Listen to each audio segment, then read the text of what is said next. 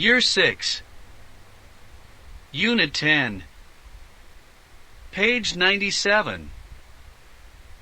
Living Skills Workshop Safety Rules.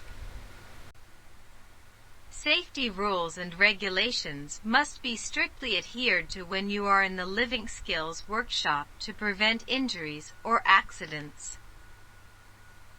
General safety.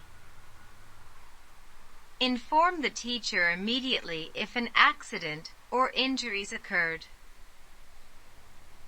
Ensure the workshop has good sufficient lighting and good ventilation. Seek permission before using any equipment. Clean any oil spill on the floor immediately. Personal safety. Read and understand the steps and procedures before starting an activity.